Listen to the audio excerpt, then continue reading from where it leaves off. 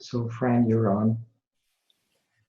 Thank you. Good morning to everyone. Welcome to the FRS Radio Protocol Training, a joint venture of Rossmore CERT and Rossmore Emergency Preparedness Organization. I am the president of EPO, and I'm delighted to welcome our attendees and to thank our panelists for a wonderful job they've done. We're all in unprecedented times right now in Rossmore as we go forward with COVID-19, the virus pandemic that we're all under right now. So I want to thank everybody who participated in putting our program together. I'd like to introduce our panelists, and forgive me, I'm going to look at my list so I'm sure I don't leave anyone out. Marcia McLean is our Rossmore area CERT coordinator. We're pleased to have her here. Al Kadosh is CERT's comms co-chief. Christine Monson is our board member for EPO, and she is our radio communications board of director. And Amal Molik is her partner for the FRS Saturday morning training. Harris Greenberg is, I've given him the nickname of our Zoom Meister. He's helping us keep it together here with this new technology. Dennis Bell is Golden Rain Foundation's public safety manager. We welcome Dennis this morning. Ralph Athenian is our new content manager for EPO, so we're delighted to have him aboard. And then Anne-Marie Jensen is here. She is a retired Oakland firefighter and CERT instructor. And then I also want to thank Arliss Rothman for her participation in our planning yesterday. So those are our panelists. Let me give you a little idea this morning of how the structure will go. Many of us are new to both Zoom and new to Zoom meetings and Zoom webinars, and there is a difference, and Harris will explain that to us in a moment. So this is going to be a PowerPoint on how to report local incidents to CERT to do it effectively and easily and in order to get help when we need it. Please hold your questions until the end. Harris will explain how you can submit your questions. And for the majority of the slideshow today, we will hold our questions. Dennis is here, of course, to give us an update on COVID-19 and the Rossmore mitigation response. And we will have his questions immediately after his presentation. So that's what we're planning to do this morning. And again, I want to thank all our attendees. This will be recorded. And it will be posted to our website so you can use it with your local teams, get together, and as you train in FRS operations, you'll have this as a guide. So thank you. And Harris, can you explain some webinar etiquette to us, please? Yeah, Al, if you would launch that slide for me. One moment here. Okay. First, I want to explain what the difference is between a Zoom meeting and this particular virtual EPO Zoom webinar. A lot of you at this point have been seeing on TV and doing Zoom meetings, small group Zoom meetings with your friends and cohorts. And what you generally see is you've got a gallery of little thumbnail pictures, and everybody has the ability to talk. Usually these meetings start off with everybody fumbling around to learn how to unmute their microphone and start their videos. But what we're going to be doing today is actually a Zoom webinar, which will be a lot like regular Zoom meetings in the fact that everybody will get a chance to participate in one way or another. But in a webinar, you can only see and hear the panelists. All the attendees will be invisible and won't have a microphone. However, the webinar does allow all the attendees to participate in that they can ask questions and have their questions answered, either hopefully the key ones in the meeting, and those that don't get answered in the meeting will be replied to on the EPO website. And even the ones that don't make it to a response on the website, we've got a way for you to email them directly to our EPO comms coordinators, Christine and Amal, and they'll be answered directly if they don't end up on the website. So the way this happens is there's a question and answer button on the bottom of your screen. If you're working on a PC or a Mac, the icon is shown on the first sentence of the third bullet there, and that's what it looks like. And if you're working on a tablet, whether it's an Android tablet or an iPhone, whether it's a tablet or a smartphone, it looks like a little box with a Q and an A in it. In order to submit a question, you click on that icon, and then the next process is a little bit like creating and sending an email. You type some text for your question. If you hit the enter or return key, it just gives you another line, and you can type another paragraph or more sentences as part of your question. Just like an email, it never goes out until you hit the send button. In this case, it doesn't go to the panelists until you hit the submit button. So you need to type the questions. You can make it as large or as short as you want. And then you need to hit the submit button in order for the question to be sent to the panelists. Now, by default, it goes to all panelists. If you want to direct it to one specific panelist, put that panelist's name at the beginning of your question. What's going to happen is you can start typing the questions and asking your questions at any time, from the very beginning till the very end. What Fran was referring to is we're not going to start answering the questions for most of the presentation until the very end of the whole webinar. So that'll happen at the end. We're holding the answers to that point, and Ralph Anthenian is going to be paying attention to the wide group of questions, because a lot of people are going to be asking the same questions. So we're not going to answer them one by one. He's going to assemble them into a set of key questions to pose to the panelists at the end. And again, the ones that we don't get to in the meeting itself will be addressed on the website. The only exception to that is for Dennis's presentation, and he will be able to look at the questions that are posed for his presentation right after he's done presenting, and then he'll answer those questions at that point. If more questions come up later about what he presented, or you didn't get a chance to put it in or didn't type fast enough before the other presentations start, those questions will be addressed at the end of the meeting as well. Right after the last end of the PowerPoint presentation, there's going to be a very brief 10-question multiple choice poll that's going to be used to help guide the FRS training in efforts in the future. When you're doing that poll, you need to answer all the questions, and when you get to the end, if you've answered all the questions, then a submit button will light up. And again, just like sending an email or sending the Q&A, you need to click on the submit button in order for the poll to be counted. And all the questions need to be answered. Right, the submit button won't light up until you've answered all the questions. And that's it. Back to you. Thank you, Harris. Thank you very much. Now I'd like to introduce Dennis Bell. He is our Public Safety Director for Golden Rain Foundation, and Dennis is going to give us an update on the pandemic and Rossmoor's response to it. Dennis Bell, please. Good morning, everybody, and thank you for having me at your meeting today. I appreciate the EPO board taking EPO to the next level with the Zoom. We're all getting used to it, and it's becoming a way of life as it is today, at least for me. Several Zoom meetings a week, not to mention some Zoom meetings with friends to stay connected with everybody. A little bit of history. This whole pandemic thing started impacting GRF in early March. There was some early information regarding limiting the number of people in attending meetings, social distancing of 3 feet, and that quickly changed to March 17th to a complete shutdown of facilities.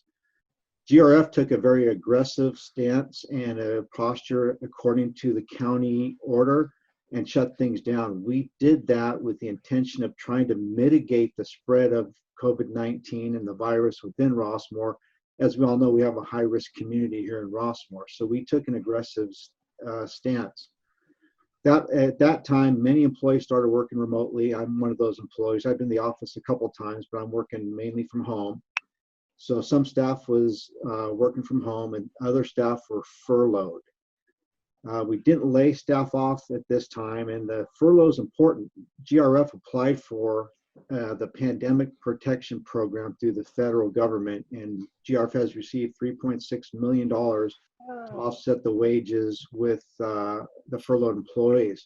Whoa. Or that program requires that furloughed employees are paid a minimum of 75% of their pay while furloughed. The board agreed to pay furloughed employees 100% of their pay through the end of May. The importance of having employees furloughed rather than laid off is we have them for immediate callback and return. When things begin to open up, residents, and you're going to expect that things open up immediately. Furloughing employees allows us to bring it back immediately and open things up immediately. Today, the county's relaxed some of the orders. They're allowing outdoor activities, they're allowing construction, they're allowing activities such as golf, tennis, pickleball, with certain regulations and social distancing. You'll get a nixle later today that's going to explain some of that. We're still working through issues of lawn bowling with the county and the city. Construction protocols, not only MOD staff, but also our outside contractors will be required to follow specific and stringent safety precautions for COVID-19. Every work site will have a COVID-19 safety officer on site to ensure that everybody's complying with those standards. So you can expect something later today about what's going to be happening, and things will be opened up tomorrow. No, golf will open up tomorrow. I think the tennis courts, pickleball courts will be opening up. So you'll get information on that. We're just finalizing some information right now as I speak. It's important to know that, you know, with GRF staff, Securitas, MOD staff, they will come into your manor to provide services, but you must wear a mask when staff comes in, and staff will be wearing a mask when they come into your manor. We want to protect each other is what we're trying to do. Also, masks are required when going to essential services or businesses, that you need to wear a mask. There was some confusion with the April 20th nixle regarding the recommendations from the county health officer. That nixle said that the county health officer wanted people to wear masks whenever in public. That was a strong recommendation from the county health officer because of the high risk community we have. The health order does not require you to wear a mask in public when exercising or walking. It does require you to have a mask with you in case you come into a situation where you run into another group of people and you can't maintain that social distancing. Again, the county strongly recommends that Rossmore residents wear masks whenever out in public, again, to protect each other. The signs at the front gate, which were put up, that was a recommendation by the county health officer. It wasn't a GRF idea, but as soon as you recommended that, we jumped right on and put those signs at the staff, again, taking strong stances to try and protect our community. Talking about nixle, we've had several complaints about misuse and overuse of nixle during this pandemic. We sent messages out regarding Creekside Grill, regarding Carrie's Kitchen, regarding some food services. And we did that not to really promote those businesses, but to offer and to share that information with our community as a convenience and a way for them to get products, services they need without having to leave the community. You know, the other part about this, I think residents want those businesses, again, once they can open up, to open up, and the more we, the community, can support these businesses, the better they can be at opening it up immediately. So we'll continue to use Nixle. We'll monitor it some. Nixle's actually making some changes for community information. Some of the complaints is you get everything at one time. Well, they're starting to change, adding a new program, which will, if you have an email and a text, you'll only get an email. you won't get an email and a text. And if you only have a text, you won't get an email, you just get a text. So we're trying to minimize, because they've had a lot of, Nixle has been used a lot, I guess, around the country. They are referring to it as Nixle fatigue and people opting out. We haven't had many opt out because of overuse of Nixle. Just those that have moved out have decided that it's time to go. As far as Securitas, I've heard some rumors that Securitas won't leave the gatehouse. That's not true. Securitas is responding to emergency calls for service. They're responding to medical calls, although medical calls have gone down. I think there's a fear that people, if they call Securitas for a medical issue, they're going to go to a hospital, and people are afraid to go to hospitals that they may be contaminated or infected with COVID-19. Medical calls are down. However, trip and fall calls have gone up because so many people are outside walking and trying to get exercise that has gone up. But Securitas is responding to all emergency calls, water leaks, those kinds of calls. They're not responding to non-emergency calls. They will take that information over the phone so we can track it.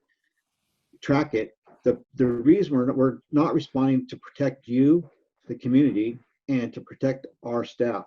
It goes both ways for the non-emergency calls. Securitas is not responsible, and GRF is not responsible to enforce the county orders. We've had a number of complaints of people not social distancing, people gathering, etc. Securitas will respond and advise them, but cannot enforce that order. The order is very specific that enforcement of the county order falls to the local law enforcement, Walnut Creek PD and or the county sheriff. So Securitas will go and advise them not to do it, and will respond to calls for service regarding the misuse of GRF facilities. Walking on the golf course will be changing. Now that golf will be opening tomorrow, and again, that will come out later. It is important to understand everything GRF has done and will continue to do is in the best interest of the community. It might not be perfect because it's a dynamic situation. One day we put out message A and then message B comes out the next day, things change. But again, every decision that's made by GRF is in the best interest of the community, and we are doing our very best to try and mitigate the spread of COVID-19. We don't have any specific information of a COVID-19 case in Rossmore. We might not get that information. The county reports it by city. So Walnut Creek gets information. We may or may not hear about some COVID-19 case in Rossmore. The important thing to remember is, even if there is a case in Rossmore, if the people who have it quarantine like they're supposed to, you maintain social distancing, you take care of making sure that you only interact closely with people of your household, that virus will not spread in Rossmore like it does in an assisted living facility. We are an independent living facility, people with their own homes. So that is important. If we find out information about a specific case in Rossmore, I will share that with the community. We will share it. We can't give addresses. But again, I don't want that to run people with fear, because the people need to maintain their quarantine if they're sick, and you need to maintain your social distancing. Please wear a mask when you're coming in contact with people. GRF, Securitas will not enter your manor unless you're wearing a mask, and they will be wearing masks. And all I ask that everybody do the best they can. It's tough times. I mean, just going to the store is a whole different world now, and it takes so long to do things that used to be quick. Now it seems like it takes so long to do everything. But again, I want you all to stay safe. I want you all to stay healthy, and please know that GRF is there to support the community as best we can. If people have questions for Dennis, then feel free to ask them now. Yeah, Dennis, if you click on the Q&A icon, you'll be able to see the full list. And also you may have some that come in under chat. Yeah, I got a question about the signs at the gate. They remind people to wear a mask when in Rossmore. They remind people that if you're feeling sick, if you're feeling bad, to turn around and go home again, to keep the community safe. I've been asked how come Securitas cannot stop people from coming into Rossmore? How come they cannot screen them for COVID-19 before they enter? We checked with general counsel. General counsel made it specific that Rossmore is a landlocked, independent living community. People have their own homes. GRF through Securitas can only check for authorization to enter. We cannot ask any questions about why you're here, how you're feeling, those kinds of things. So even if somebody comes in, a contractor comes in, if they're on an authorized guest list, we have to let them in. Securitas cannot turn people around. Again, we are not enforcing the order, so we cannot take action to keep people out.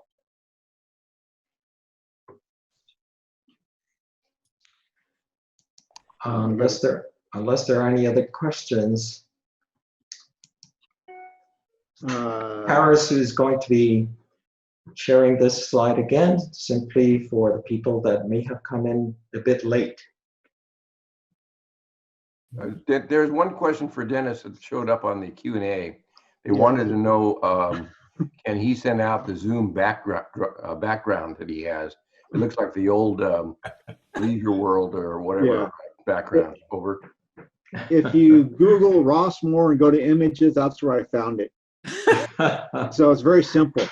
In fact, the old globe that used to be on front of the Rossmore years ago, many of you might not know, that used to be the globe, and it used to spin around. And I was a rookie cop working the Rossmore beat, and we get calls almost nightly of kids on the globe riding it around in circles like a merry-go-round. So that was, I think, one of the reasons why the city took it out, because it was a safety hazard. Attractive nuisance. Yeah. Okay, Al. So any final questions for Dennis? You can submit them as we continue with the rest of the webinar, and he'll get a chance to answer them at the end of the meeting when we address all of the submitted questions. Can I have that slide out? Okay, so this is the introduction to what the difference is between a regular Zoom meeting and a virtual EPO Zoom webinar that I gave at the beginning. I'm repeating now for the people that came in later and may have missed the opening. So a lot of you have seen on TV Zoom meetings, and you've done little small group Zoom meetings with friends and some clubs. And basically when you have those, everybody can talk and everybody can be seen in a gallery arrangement of small thumbnail windows. A Zoom webinar, like the EPO meeting today, only the panelists can be seen and heard. The attendees won't have a microphone and they won't have their video available, but they can all participate in the meeting through asking questions and getting their questions answered. Basically, if you're working on a computer, a PC or a Mac, you'll have an icon that looks like the one on the first row of the third bullet at the bottom of your screen. If you're working on a tablet or a smartphone, whether or not it's from Apple or Android, it'll have a Q&A text box over there. Those are buttons that you click on. When you click the button, it's going to act like you're creating an email. You'll be able to type your questions, and when you hit the enter or return key, it won't send it off like a text message does. It'll just create a new line or a new paragraph, and you can continue to type.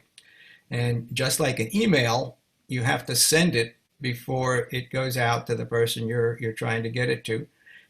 When you finish typing your questions, you need to click the submit button before it gets transmitted to the participant, to the panelists. Now, by default, it goes to all the panelists.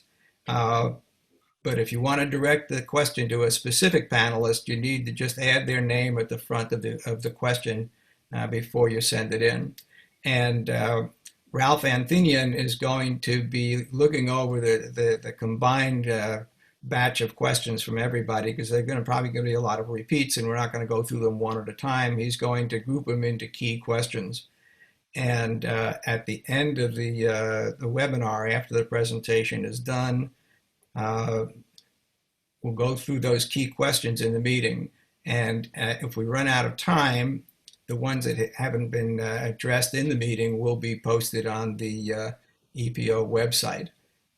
And even if they don't make it to the website, if your question, you feel your question hasn't been answered, then you can email it to epocoms@gmail.com, which is, all of those links will be on the last closing slides. You'll see it again.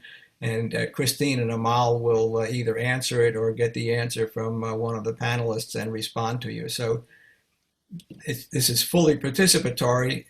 You'll be able to ask your questions, get the answers one way or another, either in the meeting, on the website, or through an email afterwards. And that's basically it. So that describes how the process is going to go. And now I can continue the slideshow, or let Al pick it up again. Oh, go ahead. Okay. Hello again. This is Fran Gibson, Rossmoor EPO. The mission of the Rossmoor Emergency Preparedness Organization is to provide information to residents about disaster preparedness and to organize them to be self-sufficient until professional first responders are available. That is our mission. We do it through a number of auspices, including the kind of training and our monthly meetings that we have. We have entry coordinators and their local teams, and they're the critical link between residents and between first responders. The Centers for Disease Control likes to think of our organizations like EPO and CERT as the nation's true first responders, because we're the eyes and ears of our local neighborhood communities and our residents that we're responsible for helping. We are eyes and ears throughout the entire year. We are always activated. We don't have to be activated.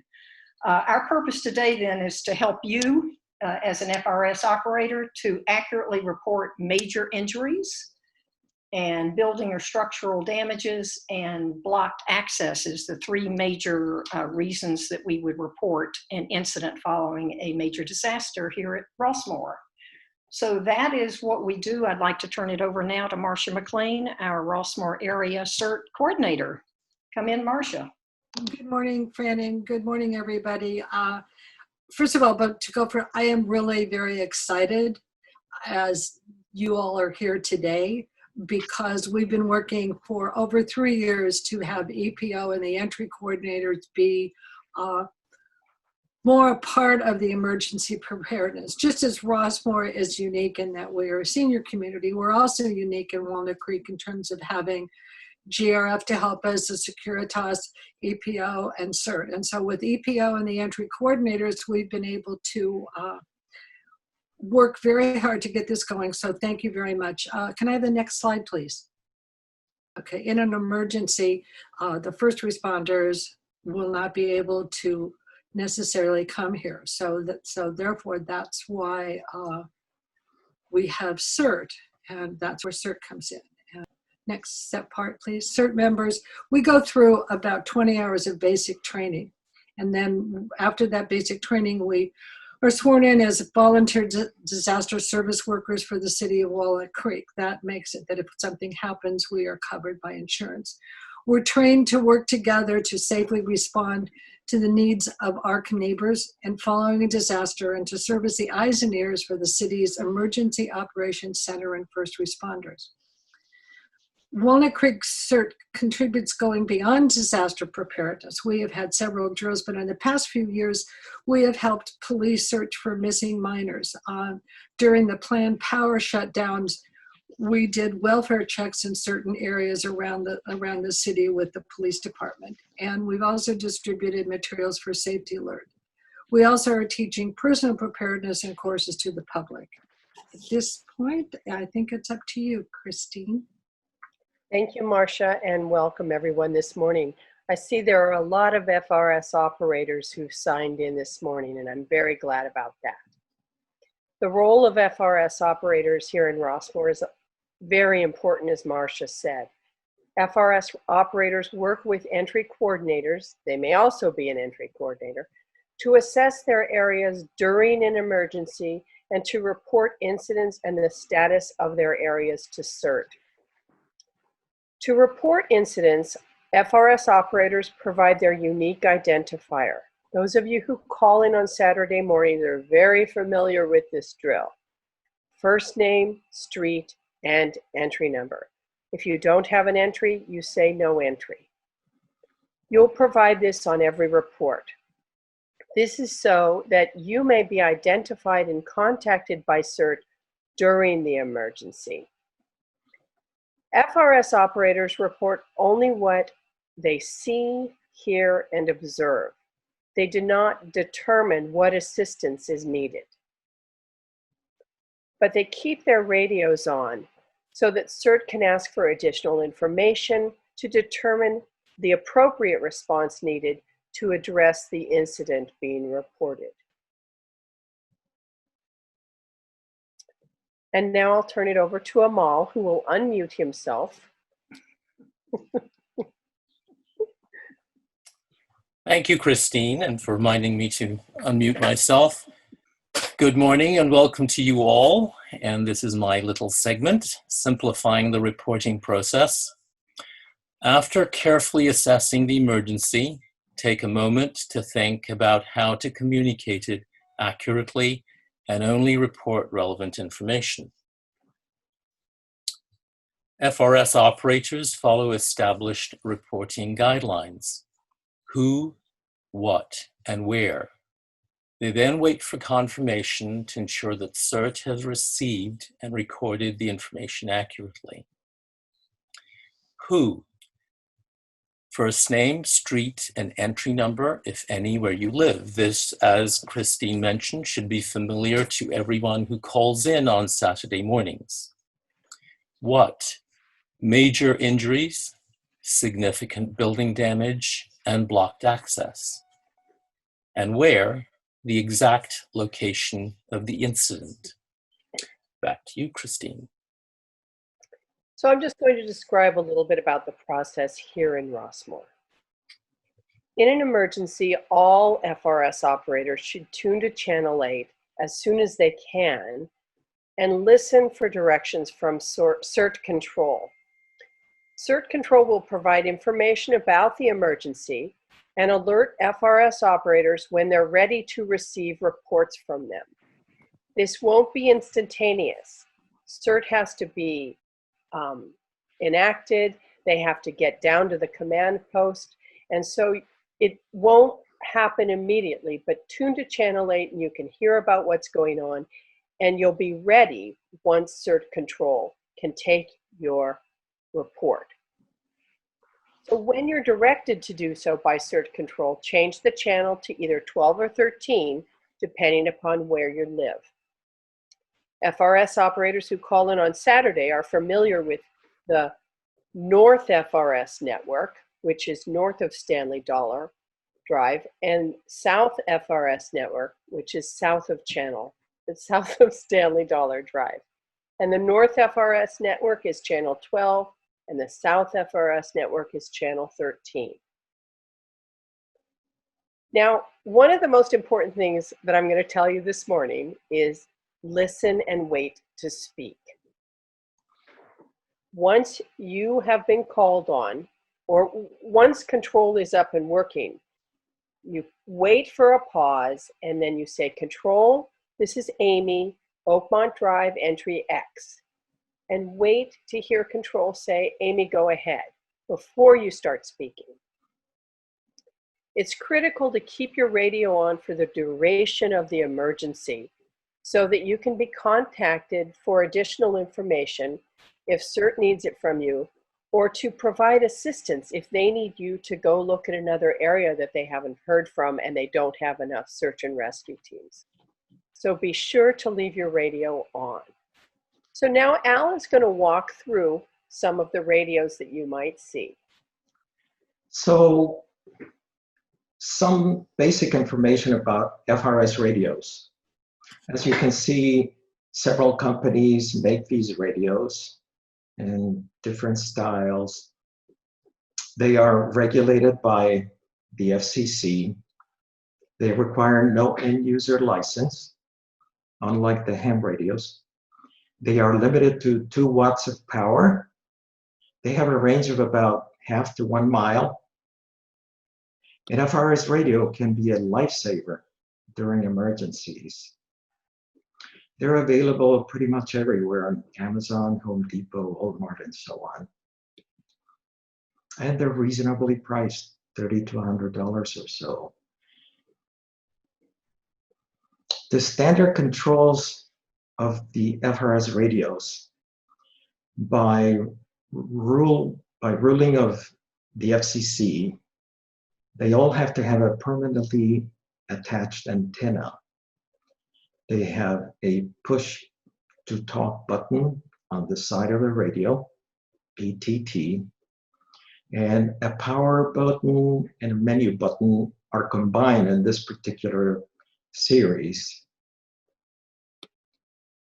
A built-in microphone, which in some cases you might, if you come across someone that tells you, I was listening to you for a while, but then I could not hear you.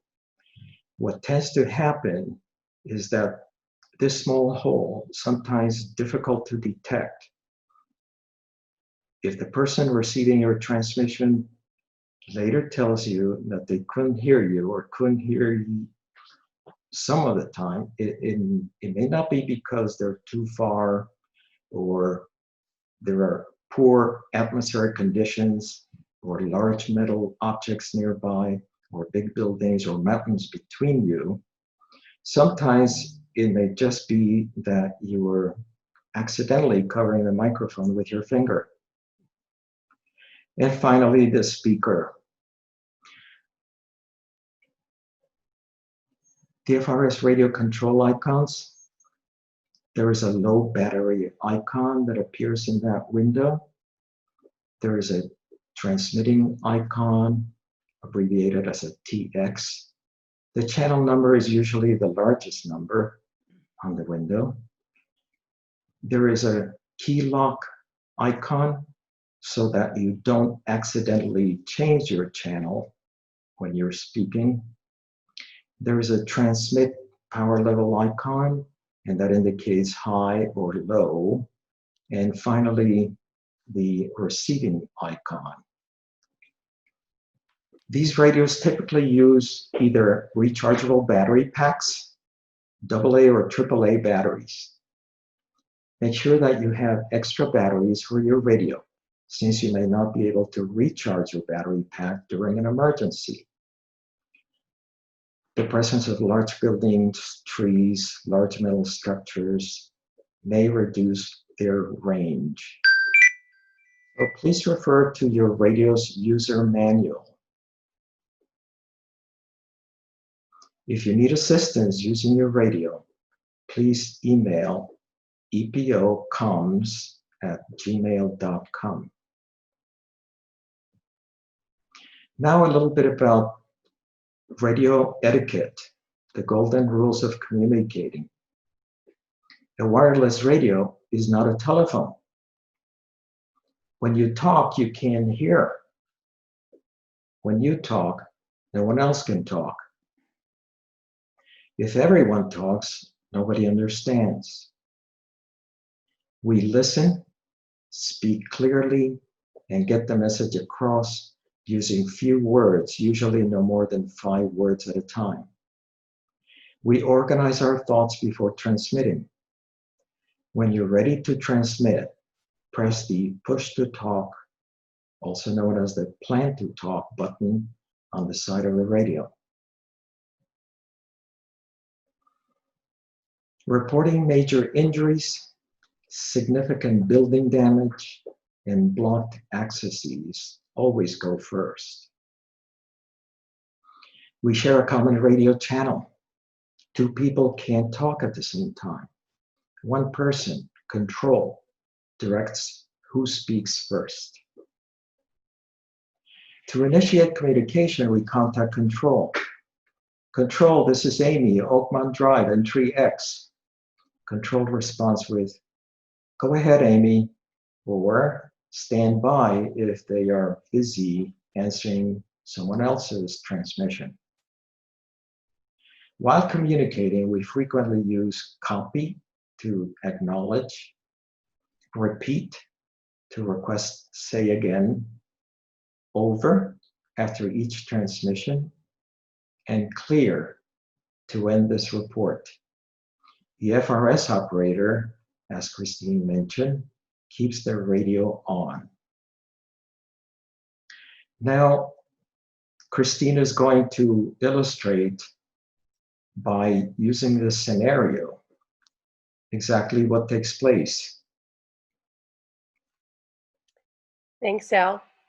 This is an example. Now, as I go through the background to this scenario, remember, as an FRS operator, what is it I need to think of and plan before I push that PTT button? You're going to report who you are and where you live based on your entry and street. You're going to report what is happening and then the exact location where the incident is happening, which may not be your address. That's why we have the personal identifier that we use on Saturday mornings. So here's the background. Sue lives at 1349 Leisure Lane, number 2, entry 20. She hears from her wheelchair-bound resident, Charlie, a friend of hers, on FRS channel 8. He's in a panic. The water main broke in his manor at 1305 Singingwood Court, number 5, entry 8. He's trapped. The earthquake jammed the door and he can't get it open. You might wonder why, if he's got an FRS channel, why didn't he call in the incident? He may not be comfortable doing that. And so he's called his friend Sue. So Sue needs to think, okay, where's my address? And it's on Leisure Lane, which is south of Stanley Dollar. So she uses the South FRS network, channel 13. She uses her personal identifier that we use every Saturday morning. This is Sue, Leisure Lane, entry 20. She reports what's happening in as few words as possible, as Al said. Water main broke, wheelchair-bound resident is trapped, door jammed. And then she needs to give Charlie's address, which is, and you say it slowly, someone's writing this down, 1305 Singingwood Court, number 5, entry 8. So now Amal and I are going to go through what might be an actual transmission when Sue is making this report.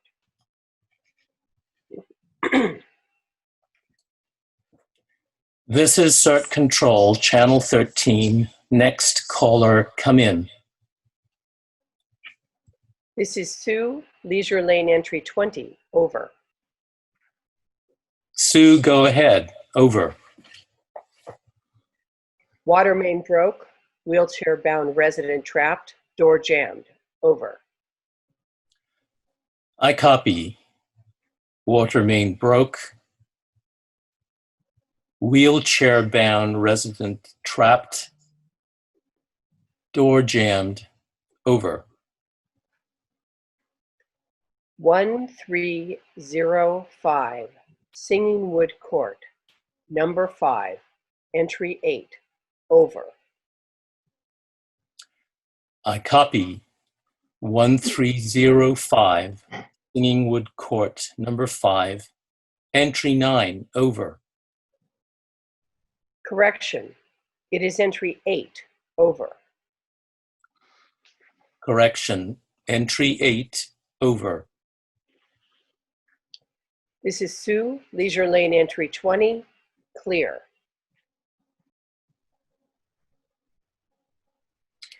Next caller, come in now. Well, I've had this question asked many times before. Where do the transmitted messages go? So this diagram depicts the setup of the CERT command post. And messages are received at the communications command post. They are printed legibly in a triplicate form referred to as the field team message form. This form is then passed on to another section of the command post called plans. They prioritize the urgency of the message and direct another section, operations, to carry out whatever function is indicated to address the emergency. And now Marcia will very briefly review what happens to that transmission after it comes to communications and is passed on to plans. Thanks, Alan. You can see on this diagram, there's a whole lot of people doing a whole lot of stuff. And what happens is after communications, plans looks at each one of the field team message form and sees where in which it goes. And then it can take it off, it can go to someplace else. But normally what it usually goes to is operations. And operations will look at it and say, okay, gee, do we need search and rescue? Do we need medical operations or animal response? And so that's what it is. And I just want to be sure that you understand is that when you call in, we may have 5 or 6 ham operators that are going to be handling calls, but they also need to have scribes, people to write down what the message is saying. So it's very important to know that it's going to take a little time. It will probably take us at least a half an hour to 45 minutes to set up the command post. And that'll give you briefly, and we'll have some more meetings going on. This is really a very beginning to let you know how important it is that we receive your message so that we can teams out and see and help you as soon as we can. I will turn this back over to Amal. Christine. No, I'm sorry, to Amal. I'm sorry, Amal. Quite okay. So this is a second scenario, and following on with what Christine said with scenario 1, we need to think about the who, what, and where. So this is looking at a lot of details and trying to distill it down to those 3 pieces that are needed by the command post at CERT. Ralph, living at 2100 Skycrest Drive, number 8, entry 18, north of Stanley Dollar Drive, hardly felt the earthquake while driving, but was forced to stop at the junction of Upper and Lower Golden Rain Road. A large tree had blocked the road. He could see the fallen power line about 50 feet on the other side of the fallen tree. So the first thing is what channel? There's the clue north of Stanley Dollar Drive. So he would report it on channel 12. And who, again, this is what we practice every Saturday morning. Ralph identifies himself as Ralph Skycrest Drive Street, entry 18. What is he observing? A fallen power line and a blocked road. And where? The junction of Upper and Lower Golden Rain Road. Notice that he is giving his identifier as Skycrest Drive, but it's a different location.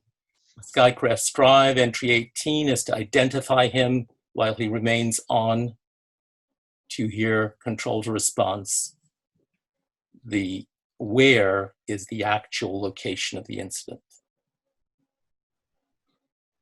Back to you, Christine. Thanks, Amal. This is our last scenario this morning. And as we've asked you with the previous 2, think of how you would make a report while I'm going over the background.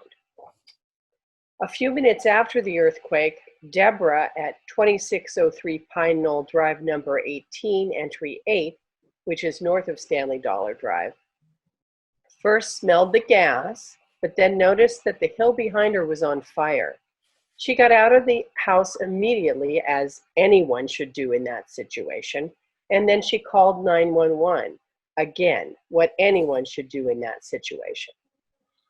After being put on hold, because there were a lot of calls going into 911, she turned her FRS radio to channel 8 to ask her friend, Susan, who happens to be the entry coordinator for Pine Knoll entry 7, to report the situation to CERT. Since Deborah was unable to reach 911 and she was still on hold, she didn't want to try to make the report at the same time that she was on hold. So she asked her friend Susan to make the report to CERT. So what does Susan prepare to report? And on what channel? Susan lives north of Stanley Dollar Drive, so she reports on the North FRS network, channel 12. She uses her personal identifier. This is Susan Pine Knoll entry 7. She reports fire and smell of gas, unable to reach 911. So she's letting CERT know that they've tried to call 911 and they haven't yet gotten through. Then she reports the location of the incident, which happens to be Deborah's address, 2603 Pine Knoll Drive, number 18, entry 8, backyard access through entry 7. So she's given Deborah's address where the smell of gas is coming from, but she's also given the best way to reach the fire, which is downhill behind Deborah's house through entry 7. So she's helped CERT or first responders find the best way to get to the incident that she's reporting. She's actually reporting 2 incidents. One is the gas leak and one is the fire. So thank you for being here this morning and tuning in. We have a number of participants and a number of FRS radio operators I see. I'm just going to summarize what we've gone over this morning. First of all, if there's a life-threatening situation, try to reach 911. Try to get through to them. But a lot of people are calling in, and so you might not be able to get through to them with a life-threatening situation. So then you tune to channel 8 on your FRS radio and you listen. You listen to hear what's going on and get directions from CERT control. Then, depending upon where you live, you tune into either channel 12, the North FRS network, north of Stanley Dollar Drive, or the South FRS network, channel 13, south of Stanley Dollar Drive. You tune in to make your report when you're directed to do so. As we've gone over this morning, you report who, what, and where using as few words as possible. Use your personal identifier that we use on Saturday mornings, your first name, street, and entry number. If you don't have an entry where you live, you say no entry. And then also very important is you keep your FRS radio on for the duration of the emergency if you can. CERT may call you back, you may hear about other situations, and you may be able to report additional information to CERT. And by doing so, you might save a life. So now Ralph is going to go over something that he's prepared for all of us. It's an excellent piece. Thanks, Ralph. But first you have to unmute yourself, Ralph. Minor detail. Thank you very much. Thank you, Christine. I appreciate the wonderful summary of what we learned today. But before I begin, I'd like to remind everybody, please type in your questions if you would. I only have a couple of them. If you could type them in, because in a few minutes we'll be going through questions that many of you may want to ask one of the panelists. To just type it in and we'll address the summary panelists as we go along. But again, Christine did a very good summary. But what happens when it's a week from now or a month from now and it's middle of the night and the earthquake hits and you grab your radio and run out the door? It's going to be hard to remember these essential points, these excellent summation points. What was the channel that we're supposed to listen on? What were we supposed to report? What we prepared for your use is a summary sheet Some people refer to this as a cheat sheet. So this summary sheet will cover all the essential points that you'll have to remember a month from now, 2 months from now, what have you, in the right format. What we're going to be doing, and we'll get to that in a few moments, is sending it out to you. But we encourage you keep this summary sheet in your go bag or in your emergency folder, hopefully with your radio. So when you grab your radio, if you have a little go bag for your radio, this will be there. You don't have to look for it. You may not remember it. It's there. You surely don't want to print it off your computer at that time. So it should be handy. So it's there. This will again provide all the information you need. It gives you the channels that are being used. It'll give you the who, what, and why. It'll even give you an example of what somebody might be observing and what you're trying to reduce that down to in as few words as possible. You can put in your actual personal identifier, so you're ready to go there. That's going to be fixed, and it provides a place to work out your who, what, and why. So you can practice this during disasters. You can use this form during our Saturday morning call-ins. But again, it's key to have this available when the balloon goes up. So you can immediately focus on what's expected from each of us at the other end of the call. After the presentation today, we'll email this out to each one of you. So you can print this off. And again, I wouldn't just leave it on your computer. Print it off, put it with your emergency materials. Copies will also be placed on the EPO website in case you didn't get an email or you need to make additional copies. But I think this is a good summary of what Christine presented and what you learned today. And again, you don't have to remember anything else but what's on this summary sheet for your usage during that the immediacy of an event. With that, I'm going to turn it over back to Fran to give you some additional points, and following Fran, we'll go into questions and answers. So please put your questions down for that particular portion. Thank you. Fran? Thank you, Ralph. I want to thank our panelists and our attendees today. I want to thank CERT and EPO's board for their support for our going forward with this joint partnered training that we're going to continue to do with CERT more and more. This has been great. I particularly want to thank Al, Christine, Amal, and Harris, who've taken on the major brunt of putting this slideshow together, and it's been excellent, very clear. They've been focused, hardworking, proactive. I'm very proud of them. On our website, on the homepage, are some new COVID-19 resources for you and your team members and your residents. I want to remind you that every single Saturday morning, we have FRS protocol training from 9 to 9:30. Chris and Amal could use volunteers. You don't have to be there every Saturday morning, but it would be great if we could get a stable of volunteers together who could spell them from time to time when they need to be somewhere else on a Saturday morning. Also want to remind people that CERT needs scribes. My understanding is that you don't have to be a CERT member to be a scribe. They want people who are patient and can write clearly. They are in desperate need of these. So thank you again to everybody. I want to remind coordinators, please do welfare checks on your residents. We're in a tough time, and the tough time is far from over.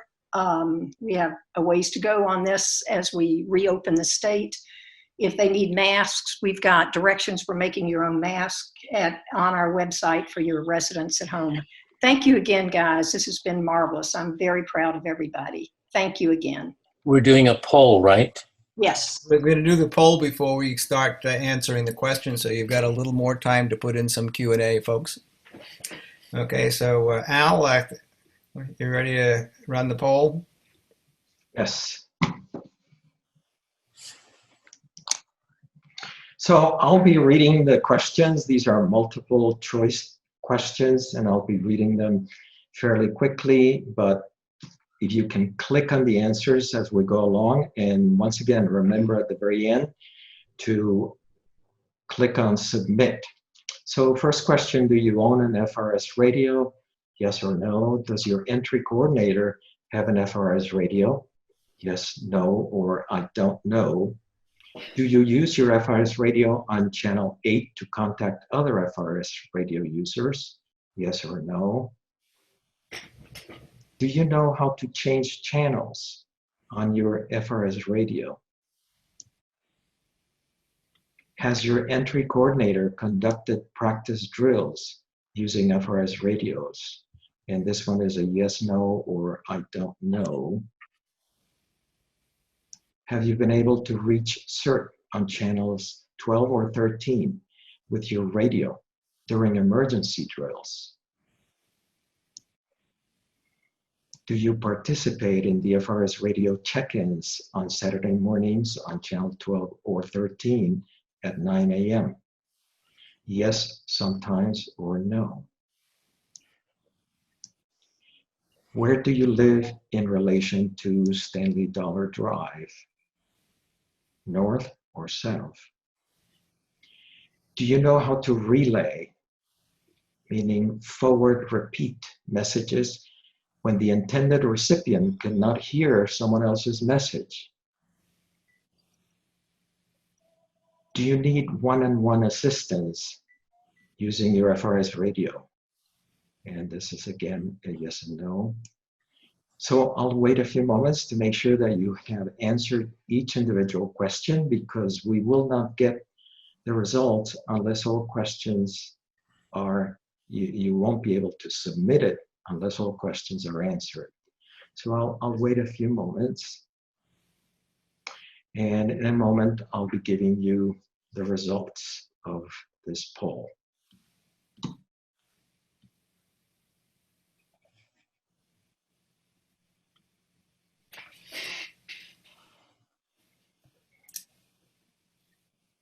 Suspense, suspense.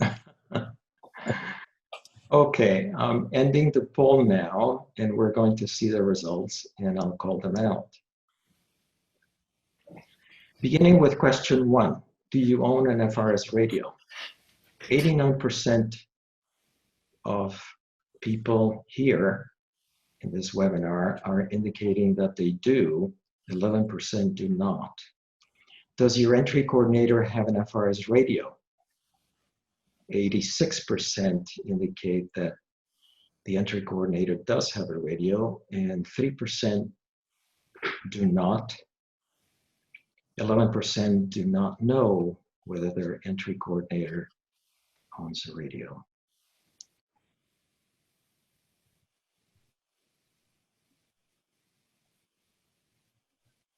Do you use your FRS radio on channel 8 to contact other FRS radio users? 57% indicate yes, 43% indicate no.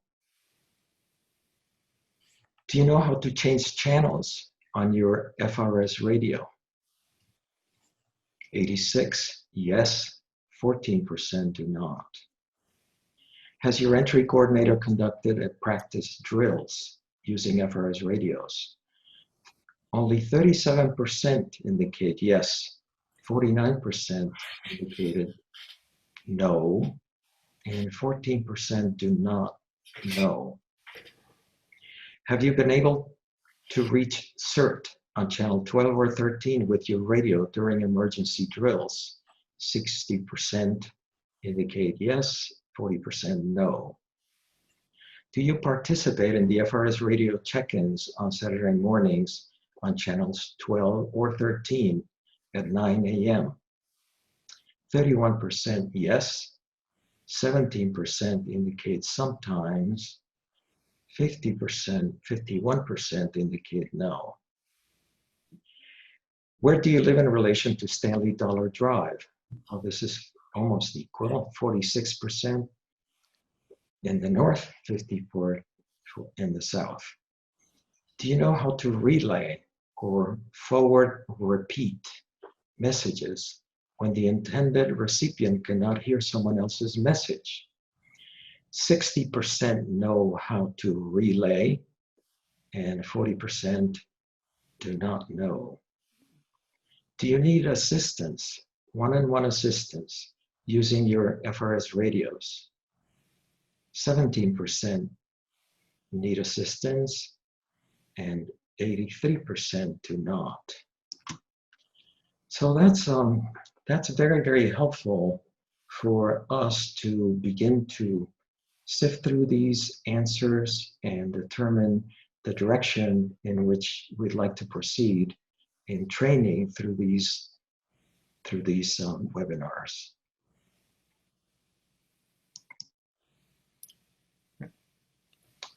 Okay.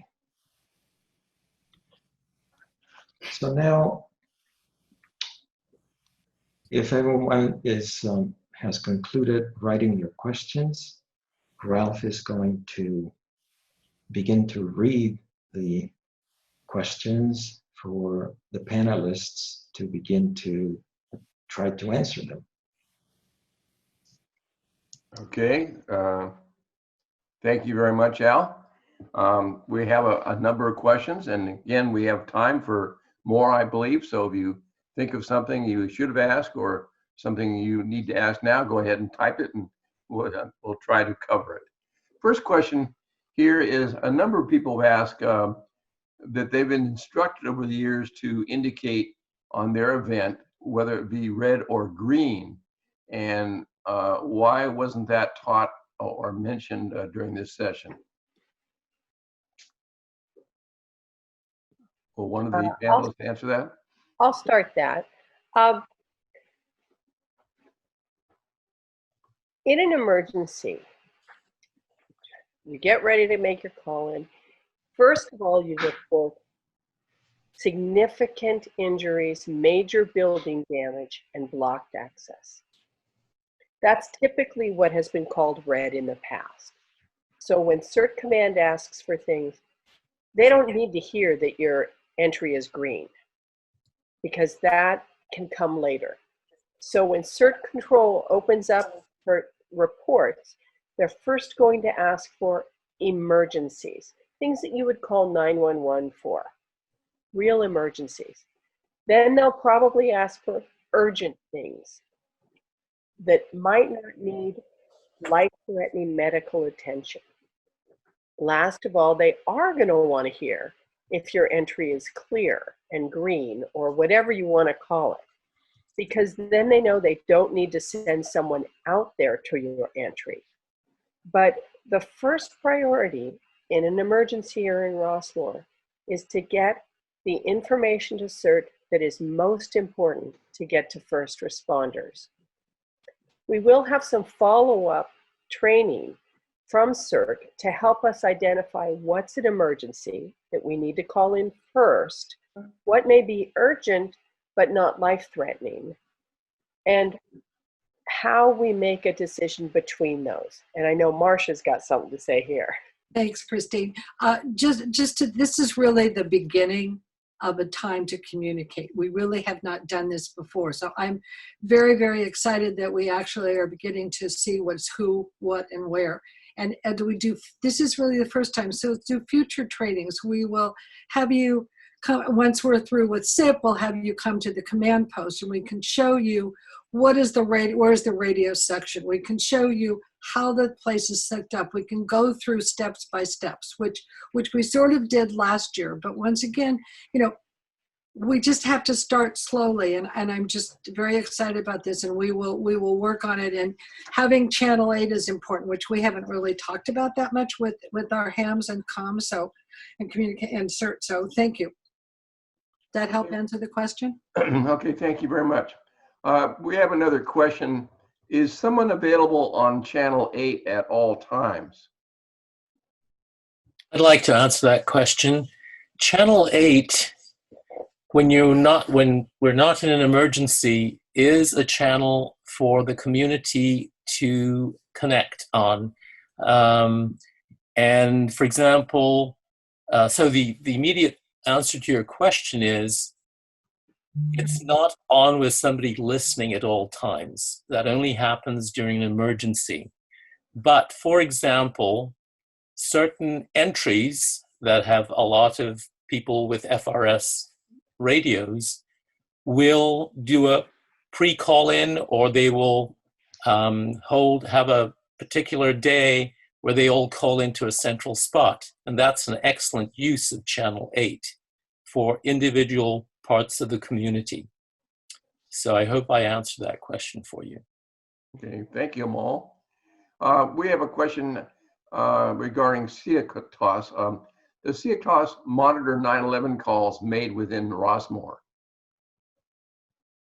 Securitas has a consolidated fire department radio in the gate. They monitor all calls a fire department responds to.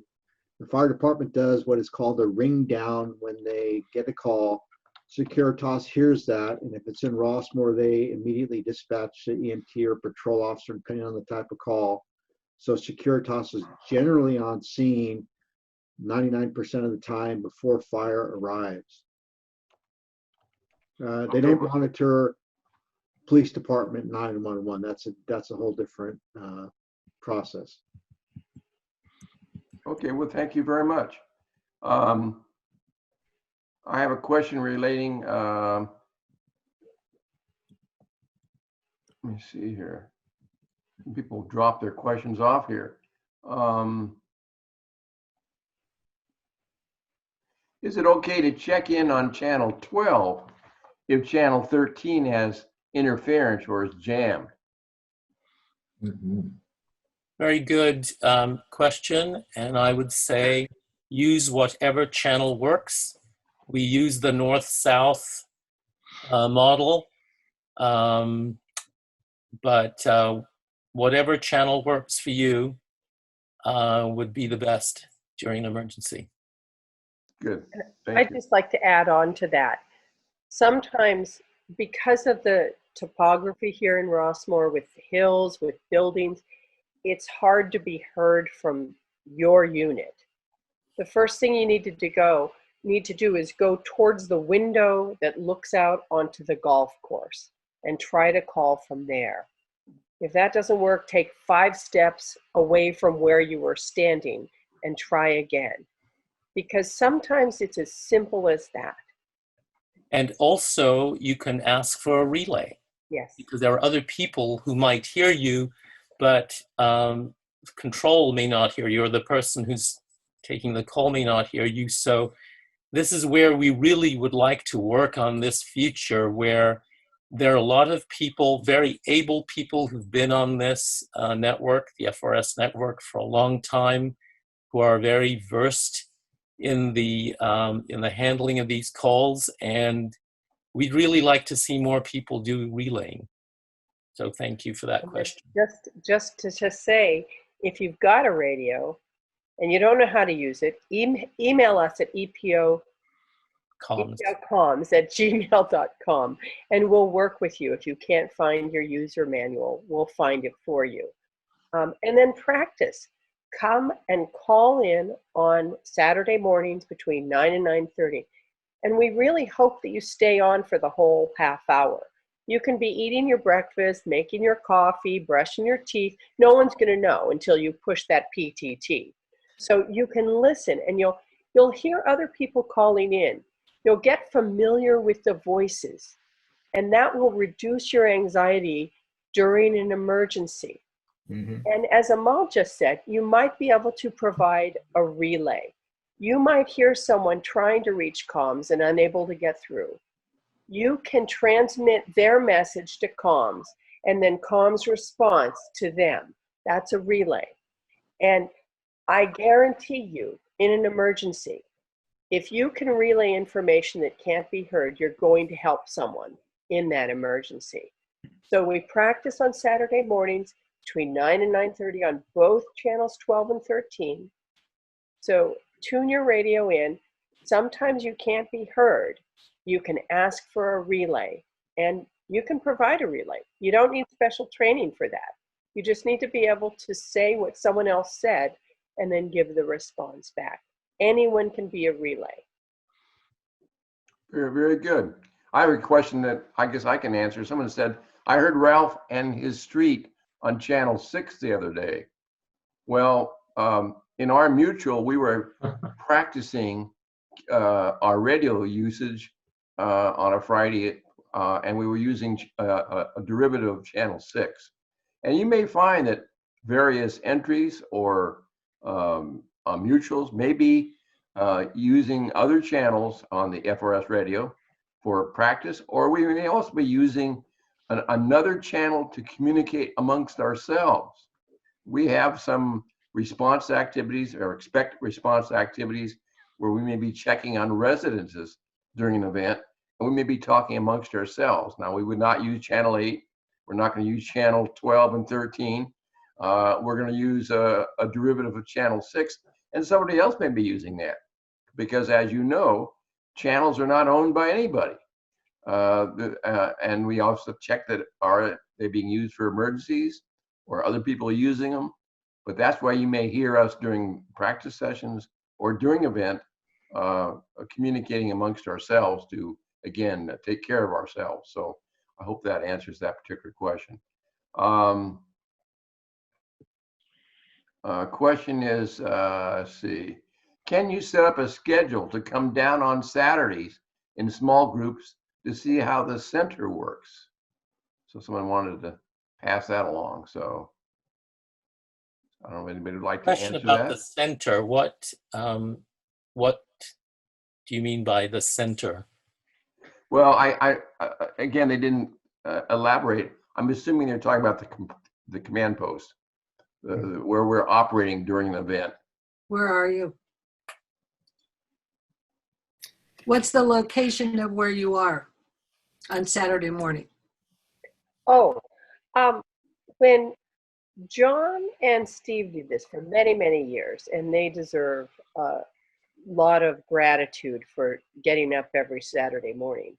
They used to take calls from both the North and South FRS areas near Gateway Comms, which is down, it's behind the multi-purpose rooms in the parking lot. They did that rain and shine. Now, Amal usually goes down to the event center parking lot so that he can better hear the South FRS network, south of Stanley Dollar Drive. And I sit here and have my breakfast and drink my coffee on Cactus Court in 3-4. And I can hear a lot of people really well, and sometimes I need relays. So that's where I'll likely be in an emergency. But I think the question the caller was asking, can they see the command post in small groups during the shelter in place? So I don't know whether that's a possibility, Marcia or Al, because Marcia, you had mentioned the command post once SIP is over, once we've all had our wine, seeing the command post. I don't know whether you could do it in groups of fewer than 10 people during shelter in place. I think, thank you very much, Christian. I think that might be really hard to set up the command post because it's a lot of different areas, if you saw on the cheat sheet that we showed you. However, what we possibly could do when it's over, and I'll discuss that with Al, is that perhaps we can just set up the comms section so that you could see. So give us, if that isn't what you need, please feel free to email me. It's marciacan@me.com, or ask questions here. I'll be glad to do that. And we can sort of work with you on how to put that together. So thank you for the question. Marcia, do you think it would be possible to try and do a Zoom presentation of what's in the different parts of the command post at some point when, if there are people there, even during shelter in place, if we can organize it, we might be able to do a virtual review of what the command post is, but I'll leave that up to you. And the other thing that I can also do is that FEMA has a lot of little short movies that have little films that have things. So I can research that, although our command post may be a little different because everybody different based on where it is, but we're certainly working to do that and figure out any questions you have. Please feel free to contact me because I'm just excited that we're doing this. And we actually, the whole reason why we're here is to better serve the people of Rossmore. Yeah. And so, that's what we have to remember. We get paid huge salaries to do what we're doing. And we really do it because we really want to support the people here. So thank you. Yeah, I I think might, Marcia, add too that excuse me, as we expand what's on the EPO website to cover the integration with CERT and EPO, that might be a good place to put some of those example videos. Mhm. Absolutely. Yes. I might add on that command post issue too that unless it's an actual use, it's basically an empty room. So unless you're having an active session going on, there's not much to see. And also, what we plan on using may be used by somebody else in an emergency. That particular room that we're planning on using may be damaged. Right. So there could be a lot of reasons where what we plan on will not be what's actually being used during the event. So that's going to be a work in progress. Generally speaking, CERT does not have a particular place. We are a mobile group, and so we have our cache that's located near Gateway. However, that may be damaged. So we really, based on where we are and what's happened, is where we will be. So we don't have like a room that helps us with that. Okay, thank you. Got some more questions. How do I find out who my entry coordinator is? Send an email to me, Fran Gibson, and I will find out. Very good. Okay, the questions is, someone is suggesting, just for the audience as well as the panelists, I hope this presentation will be on Rossmore TV as well as EPO website. It's so clear and well done. So I will offer it to Channel 28. That's a great idea. okay. And You may want to do some editing. Yeah. the only thing that we need to do is that those of us that are panelists to be sure to sign the Yeah. release form from Channel 28 that allows us to participate, because that's the only thing that we can do. So we could, and we could give it to them and they could edit it out. Okay, thank you. Another comment, residents should be appraised of whether they are north or south and which channel to use. I mean, my suggestion would be you can get a map at the recreational center and see where you lie north or south of Stanley Dollar. That's the determining factor, which sometimes could be a little judgment call if you're up in the hills, but that's how you determine the particular, are you north or south? And as an earlier panelist said, it may not be critical which channel you use. You can use the other as an alternate if you can't get through. And you may also have to move around a little bit because it's primarily a line of sight to be able to communicate to the command post. I don't know if the panelists would like to chime in and amplify that, but please go ahead. I think the 12 and 13 was it was an arbitrary decision made by Steve Adza and John Trenchard when they started, and they just picked a convenient, well-recognized road on which to do this. But as people have mentioned here or have asked questions, you can use whatever channel that you find the best response on. If you are living on Stanley Dollar Drive, you get the choice of both 12 and 13. So anyhow, I think it really is a question of where are you heard best, which channel gets you through to CERT comms in an emergency or to us on Saturday mornings. So it's up to you. And I'd just like to say there are some people like Mark Falig who calls in on both of them. And he also acts up as a backup for us a lot of time.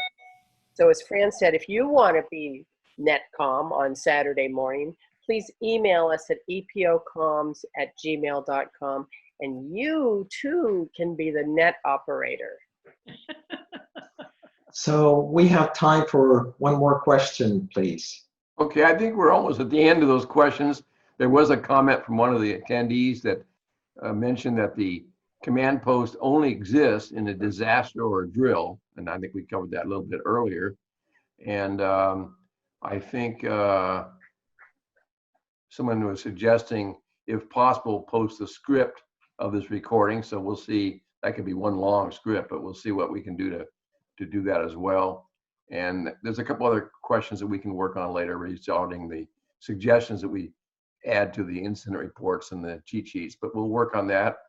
Again, if you have additional questions, please use the contacts on that last slide, and we'll do our best. And again, we'll post these questions and answers on the website.